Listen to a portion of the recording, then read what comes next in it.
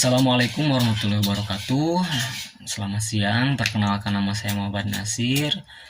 Saya dari HK20A. Di sini saya akan sedikit menjelaskan tentang paper saya yang berjudul Perlakuan Persekusi dan Tindak Main Hakim Sendiri. Di sini kata persekusi dalam bahasa Inggris adalah persecution. Secara sederhana dapat digambarkan bahwa tindakan persekusi dimulai dengan tindakan mengidentifikasi, mencari, dan mengeksekusi pelaku yang diduga melakukan tindakan pidana berdasarkan alasan di atas, atau dengan kata lain bahwa persekusi adalah tindakan untuk menghakimi tanpa melalui proses atau prosedur yang seharusnya. Harus diketahui bahwa antara persekusi dan tindak main hakim sendiri memiliki dimensi yang berbeda. Namun, ketika dilihat dari cara dilakukan tersebut, yakin bahwa tindak persekusi merupakan tindakan main hakim sendiri, ataupun kalau tidak, persekusi merupakan bentuk baru dari main hakim sendiri. Kata kuncinya untuk sekarang, pertanyaan apakah pertanggungjawaban pidana, persekusi, dan tindak main hakim sesuai dengan pasal 1 ayat 3 Undang-Undang Dasar Negara Republik Indonesia tahun 1945. Dengan jelas disebutkan bahwa Indonesia adalah negara hukum. Jika ketentuan tersebut diintervensi secara gramatikal, maka terdapat konsekuensi dari sebuah negara hukum.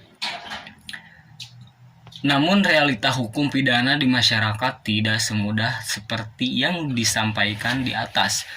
Banyak permasalahan yang kompleks dan bermunculan, di antaranya adalah permasalahan tindak pidana yang semakin berkembang dan bervariasi seiring dengan berkembangnya masyarakat menuju era modern. Contoh kasus dalam persekusi tersebut seperti yang di Bekasi, Jawa Barat. Berikut kutipannya: seorang pria tewas dibakar massa karena disangka telah mencuri perangkat amplifier di sebuah masjid. Belakangan diketahui pria malang tersebut hanya merupakan korban salah sasaran warga karena ampli di masjid yang dimaksud masih utuh. Awalnya pria yang disebut-sebut berprofesi sebagai tukang servis televisi itu hendak sholat asar di masjid desa Muara Bakti. Ia terpaksa membawa ampli miliknya ke dalam masjid karena khawatir akan hilang jika ditaruh di atas jok motor. Nahas, pria tersebut justru disangka telah mencuri ampli di masjid itu. Ia menjadi sasaran kemarahan warga. Meskipun sudah mencoba berlari ke kampung yang lain, warga tetap mengejar dan mengamuk pria itu. Ia bahkan disiram bensin lalu dibakar hidup-hidup. Pria itu akhirnya tewas dengan luka bakar parah tanpa ada yang menolong. Dalam kasus tersebut kita dapat simpulkan bahwa tindakan main hakim sendiri itu tidaklah baik dengan dilandasi kemarahan dan salah sangka. Ada dua aspek yang bisa kita kutip dalam tindakan persekusi.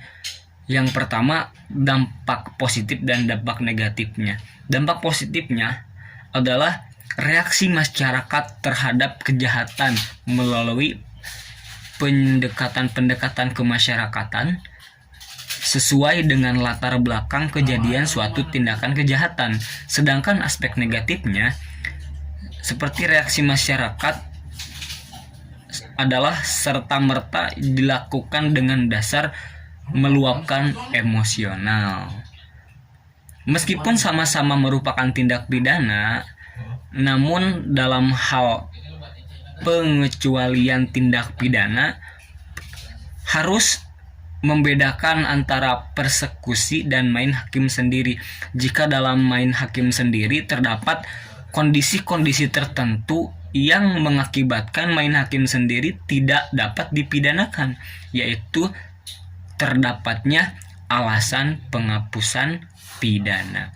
Seperti yang kita ketahui bahwa tidak semua tindak pidana dapat diancam dengan pidana karena terdapat alasan pembenaran dan alasan pemaaf dalam tindak pidana.